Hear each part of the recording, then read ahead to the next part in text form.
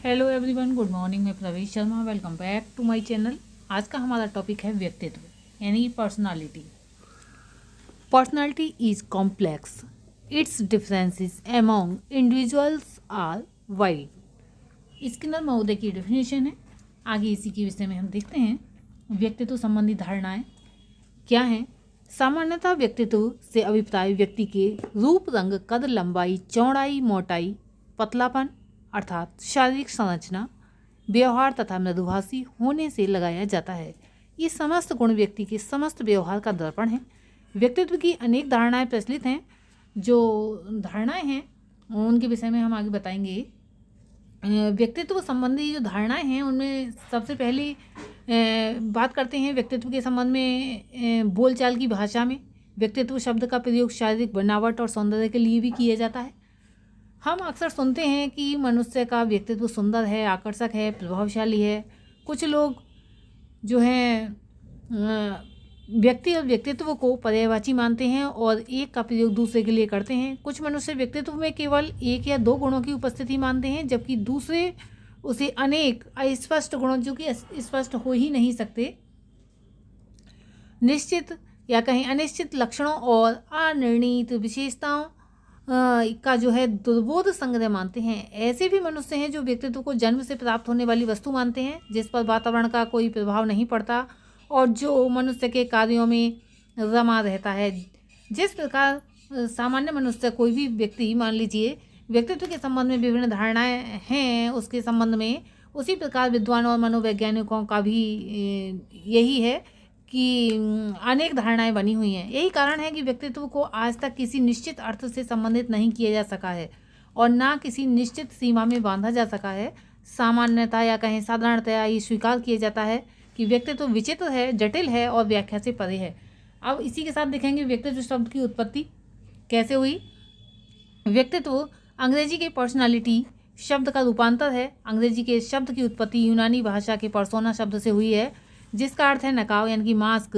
यूनानी लोग नकाब पहनकर मंच पर अभिनय करते थे ताकि दर्शकगण यह ना जान सकें कि अभिनय करने वाला कौन है, दास, विदूषक, राजकुमार या राजनर्तकी। अभिनय करने वाले जिस प्रकार के पात्र का जो पार्ट करते थे उसी प्रकार का नकाब पहन लेते थे। इस संबंध में हम सिजेरो द्वारा उल्लिखित अर्थ को देख लेंगे। इन्होंने भी अपना अर्थ बताया है। जैसे तैसे समय बीतता गया, जैसे जैसे पर्सोना शब्द का अर्थ परिवर्तित होता चला गया। ईसा पूर्व पहली शताब्दी में रोम के प्रसिद्ध लेखक और कूटनीतिज्ञ सिसेरो, इसने सिसेरो भी कहते हैं, का प्रयोग चार अर्थों में है। जैसा कि एक व्यक्ति दूसरे व्यक्ति को दिखाई देता है पर जैसा कि वह वास्तव में नहीं है।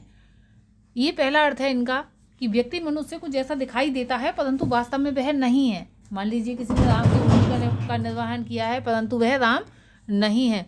दूसरा, वह कार्य जो जीवन में कोई करता है, जैसे कि दार्शनिक, दूसरा मत हो गया। तीसरा, व्यक्तिगत गुणों का संकलन जो एक मनुष्य को उसके कार्य के योग्य बनाता है। और चौथा अर्थ इन्होंने किया है विशेषता और सम्मान, जैसा कि लेखन शैली में होता रहा है। इस प्रकार 13वीं शताब्दी तक पर्सोना शब्द का प्रयोग विभिन्न अर्थों में होता रहा है। 14वीं शताब्दी में, यानी कि जो 14वीं शताब्दी आई, में मनुष्य की मुख्य विशेषताओं का उल्लेख करने के लिए एक नए शब्द की आवश्यकता का अनुभव किया जाने लगा। इन आवश्यकताओं को पूर्ण करने के लिए पर्सोना को पर्सनालिटी शब्द में रूपांतरित कर दिया गया। इसी के साथ हम देखेंगे व्यक्तित्व का वास्तविक अर्थ होता क्या है। रियल मीनिंग ऑफ पर्सनालिटी, व्यक्ति के ढांचे, व्यवहार की विधियों, रुचियों, वृत्तियों या कहें अभिवृत्तियों, क्षमताओं, योग्यताओं और कुशलताओं के सबसे विशिष्ट एकीकरण के रूप में व्यक्तित्व के अर्थ को स्पष्ट किया जा सकता है। व्यक्तित्व संबंधी जो धारणाएं बनी वह अर्थ की पूर्ण व्याख्या नहीं करती हैं, परंतु ये जो तथ्य यहाँ आप देख रहे हैं स्क्रीन पर, व्यवहार की विधियों, रुचियों, अभिवृत्तियों, क्षमताओं, योग्यताओं और कुशलताओं के सबसे विशिष्ट एकीकरण के रूप में व्यक्तित्व के अर्थ को स्पष्ट किया जा सकता है। पर्सनैलिटी में be defined as the most characteristic integration of an individuals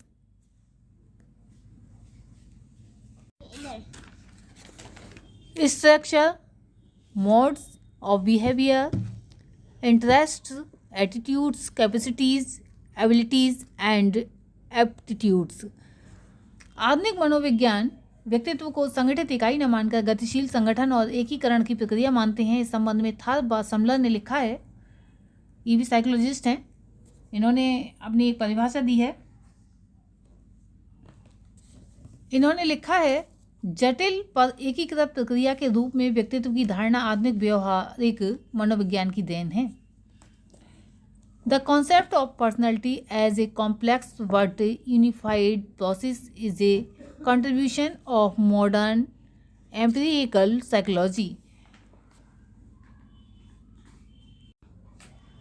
इस संबंध में अपनी परिभाषा बिगवा हंट देते हैं, बिगवा हंट भी बोलते हैं इनके लिए।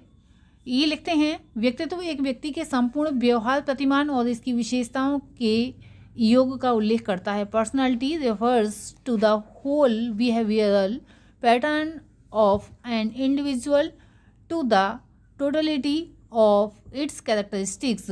आल्पोर्ट महोदय इस संबंध में लिखते हैं, व्यक्तित्व व्यक्ति में उन मनोशारीरिक अवस्थाओं का गतिशील संगठन है जो उसके पर्यावरण के साथ उसका अद्वितीय सामंजस्य निर्धारित करता है। Personality is the dynamic organization within the individual of those psychophysical systems that determines the unique adjustment in his environments.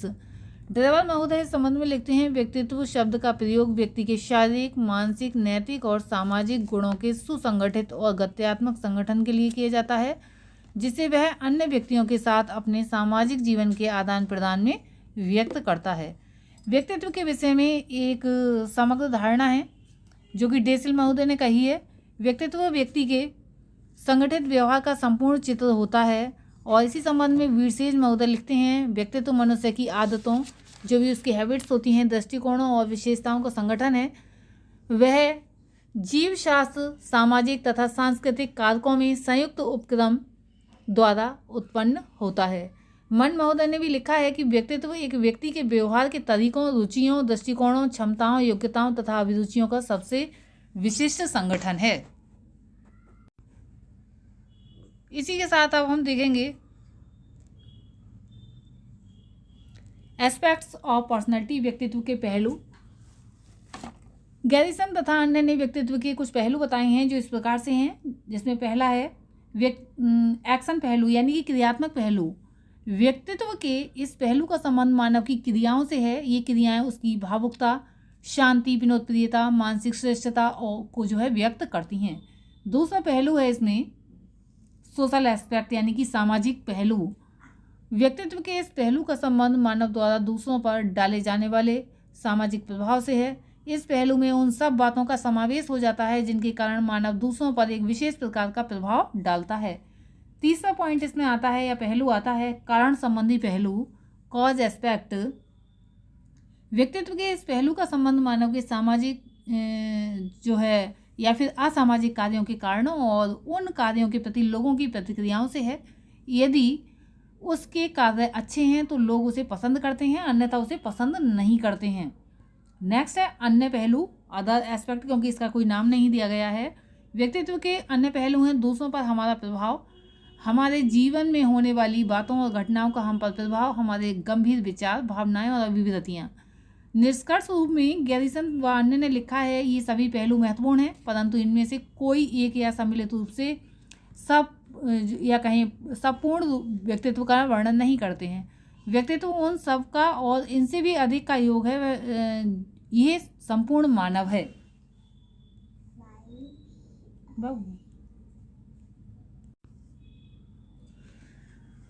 All these aspects are important.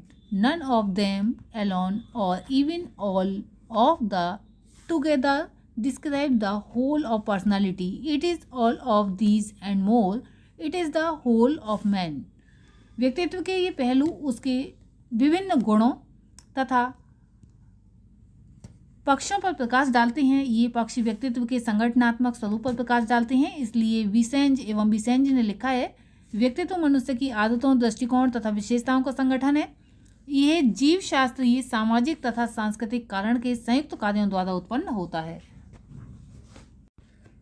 अब हम देखेंगे व्यक्तित्व की विशेषताएं।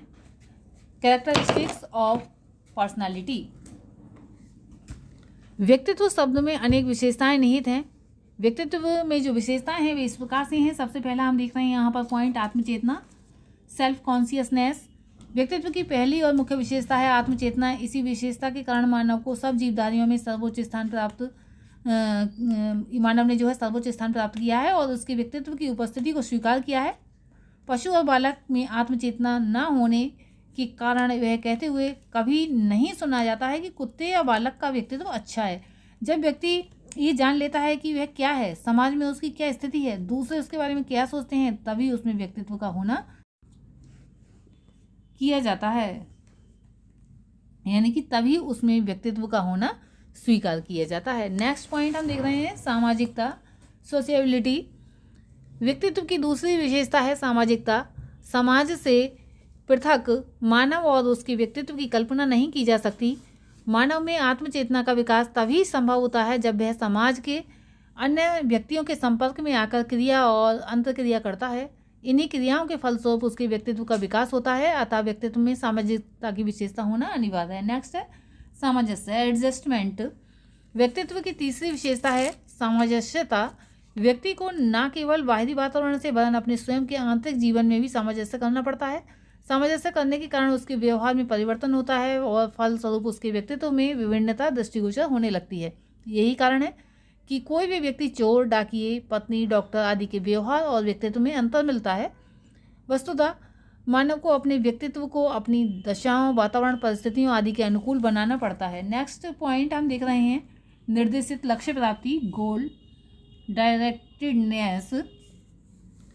व्यक्तित्व की चौथी विशेषता है निर्देशित लक्ष्य की प्राप्ति। मानव के व्यवहार का सदैव एक निश्चित उद्देश्य होता है और वह सदैव किसी न किसी लक्ष्य की प्राप्ति के लिए संचालित होता रहता है, यानी कि उस कार्य में लग जाता है। उसके व्यवहार और लक्ष्यों से अवगत होकर हम उसके व्यक्तित्व का सहज ही अनुमान लगा लेते हैं। इस संबंध में भाटिया महोदय की परिभाषा है, उसको देखना जरूरी हो जाता है। व्यक्ति या व्यक्तित्व को समझने के लिए हमें इस बात पर विचार करना आवश्यक हो जाता है कि उसके लक्ष्य क्या हैं और उसे जो है उनका कितना ज्ञान है। नेक्स्ट हम देख रहे हैं दृढ़ इच्छा शक्ति, स्ट्रांग विल पावर। व्यक्तित्व की पांचवी विशेषता है दृढ़ इच्छा शक्ति। यही शक्ति व्यक्ति को जीवन की कठिनाइयों से संघर्ष करके अपने व्यक्तित्व को उत्कृष्ट बनाने की क्षमता प्रदान करती है। इस शक्ति की निर्बलता उसके जीवन को अस्त व्यस्त करके उसके व्यक्तित्व को विकसित कर देती है। नेक्स्ट पॉइंट हम देख रहे हैं शारीरिक मानसिक स्वास्थ्य, फिजिकल एंड मेंटल हेल्थ। व्यक्तित्व की नेक्स्ट विशेषता है मनुष्य का शारीरिक और मानसिक विकास, क्योंकि मनुष्य जो है मनुशारीरिक फिजिकल प्राणी है, अतः उसके अच्छे व्यक्तित्व के लिए अच्छे शारीरिक और मानसिक स्वास्थ्य का होना आवश्यक शर्त है। नेक्स्ट है एकता, एकीकरण, यूटिलिटी एंड इंटीग्रेशन। व्यक्तित्व की सातवीं विशेषता ये है जिस प्रकार व्यक्ति के शरीर का कोई अवयव अकेला कार्य नहीं करता, उसी प्रकार व्यक्तित्व का कोई तत्व अकेला कार्य नहीं करता है। ये तत्व हैं शारीरिक, मानसिक और सामाजिक, नैतिक, संवेगात्मक आदि। व्यक्तित्व के इन सभी तत्वों में एकता व एकीकरण होता है।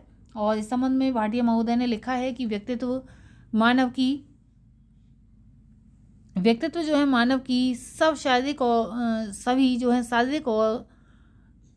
शारीरिक शक्तियों और गुणों का संगठन व एकीकरण है। व्यक्तित्व मानव की सभी शक्तियों और गुणों का संगठन व एकीकरण है।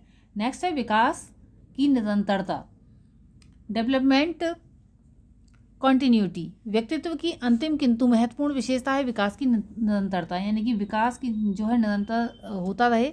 व्यक्तित्व की ये अंतिम कहें जो है विशेषता है। इसके विकास में कभी स्थिरता नहीं आती है। जैसे जैसे व्यक्ति के कार्यों, विचारों, अनुभवों, स्थितियों आदि में परिवर्तन होता है, वैसे ही वैसे व्यक्ति के स्वरूप में भी परिवर्तन होता जाता है। इस संबंध में गैरीसन व अन्य लिखते हैं व्यक्तित्व निरंतर निर्माण की क्रिया में रहता है। आज की इस वीडियो में हमने देखा व्यक्तित्व यानी कि पर्सनैलिटी। आज के लिए इतना ही, धन्यवाद।